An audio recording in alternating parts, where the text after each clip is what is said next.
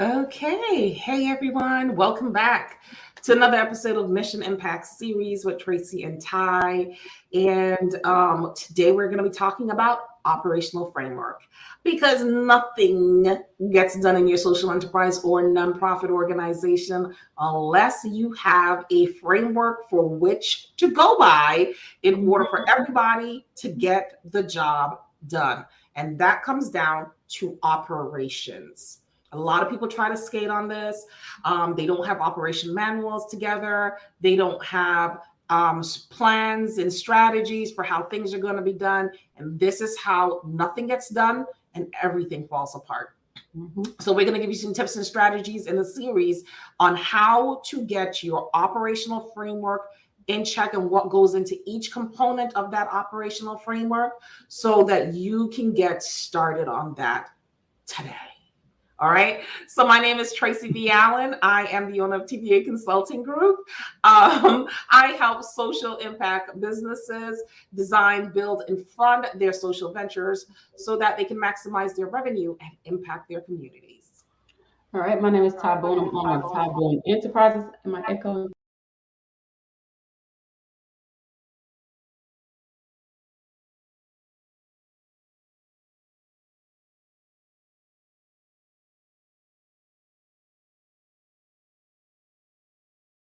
All right. Hey, guys, we're back and we're going to be talking about infrastructure investments. Okay. So we've talked already about systemic communication because we're on the topic of organizational framework.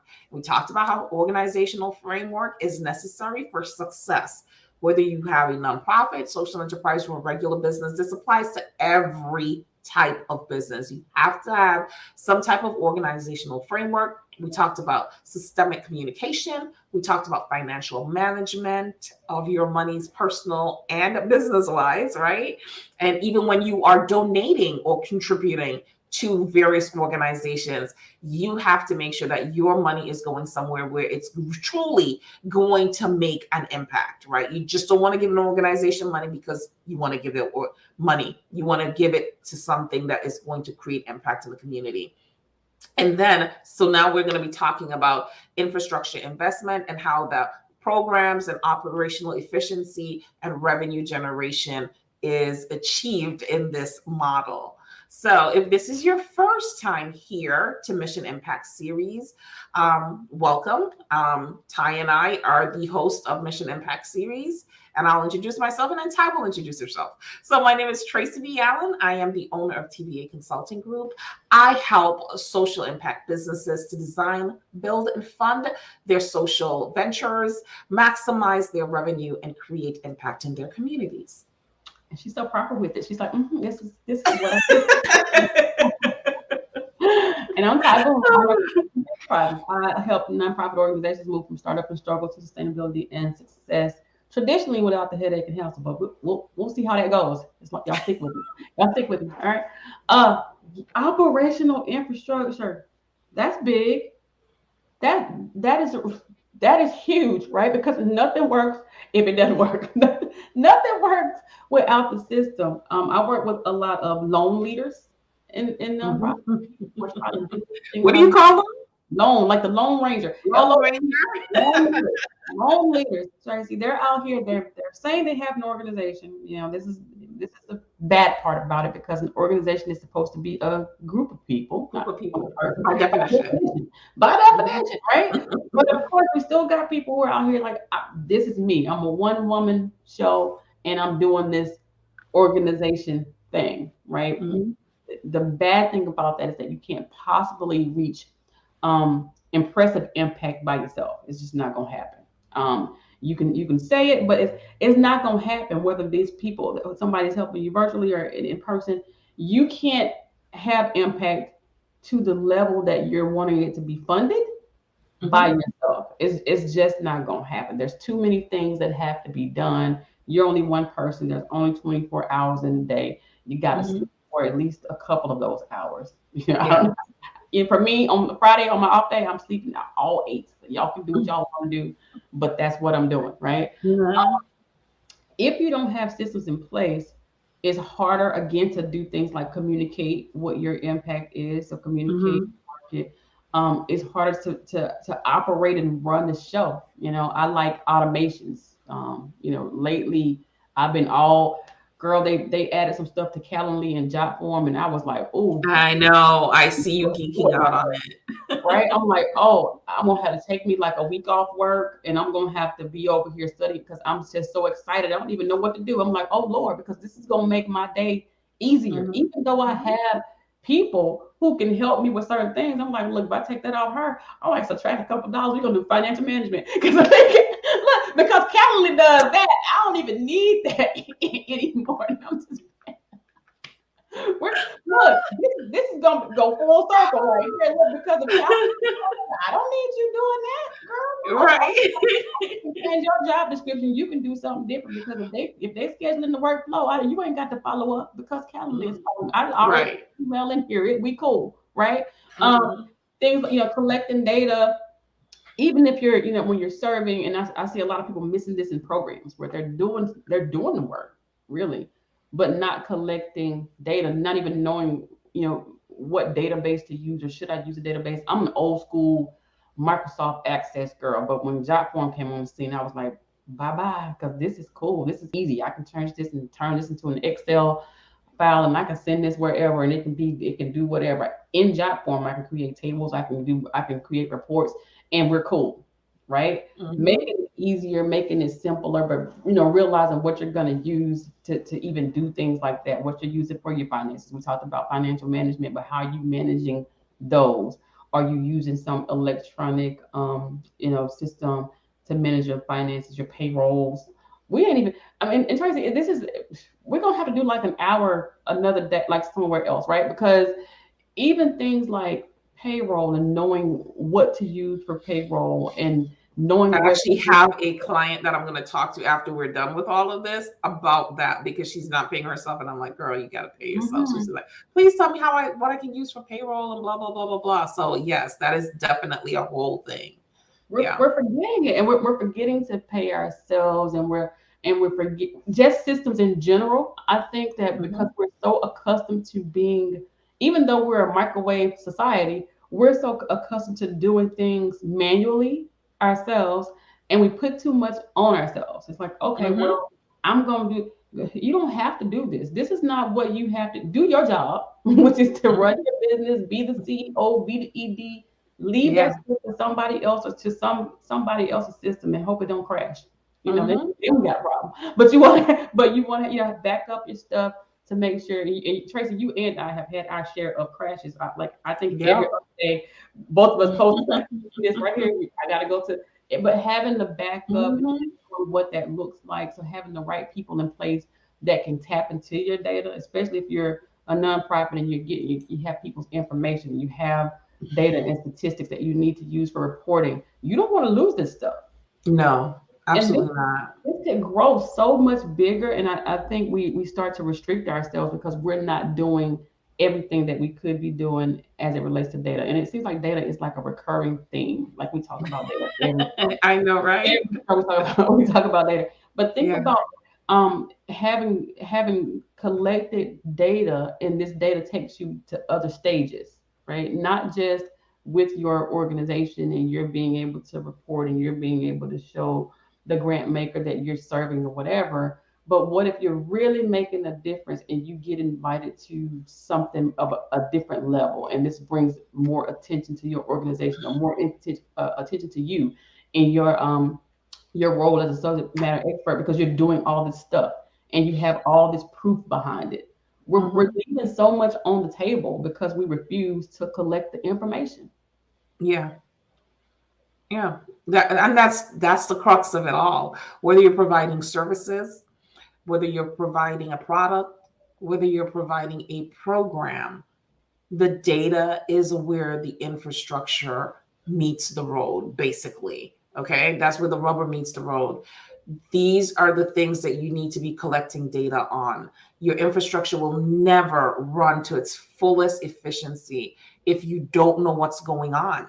And what's going on is rooted inside that data. If you're running a program, you need to know who's in your program. How many people are in your program? How many females? How many males? Right? What are the ages of these people? When they came into the program, did they have the problem that you're going to be solving? There should be a question to assess that, because so many times people come into your programs and you can't solve their problem because they're truly not a right fit for your program. But if you don't have a mechanism to assess whether or not they're a right fit for your program, that's where your program gets wonky, and then you start pulling out your hair, and then you got alopecia, and things go downhill from there. Yeah. Okay, it's a personal behind the scenes joke that we're laughing at, really, but literally that is what kind of happens, right? So figuring out, asking the right questions on that intake form, golden, right? That is gold. Taking the time. I see people like put intake forms together really sporadically and very haphazardly, and then your data is haphazard too. Your data makes no sense because your data is not addressing the right issues, right? It's not collecting the information that is aligned with your mission. It's not collecting the information about the problem that the people should have and the solution to your problem. So if you don't know how to put a data sheet together, I'm going to suggest you get with a data specialist or a consultant who knows how to put the questioning together to collect the right type of data. The right type of data is imperative. And like Ty has talked about before, when you're going to apply for a grant, people think that they're standard grant questions. There's no such thing as standard grant questions. The only standard things is your demographics. Okay, they can ask you anything on those grant applications, like anything. And you have to be prepared to answer it. And the only way you're going to be prepared to answer the questions is if you've collected the data so that when they ask you a specific type of question, one of the things I think is very simple that I think people forget when it comes to collecting data is, what's the economic standing of the people in your program? You don't know who's making what money. You don't know their educational status, and that is a basic question, right? Again, did they really have the problem that you were trying to address? And how long have they had this problem?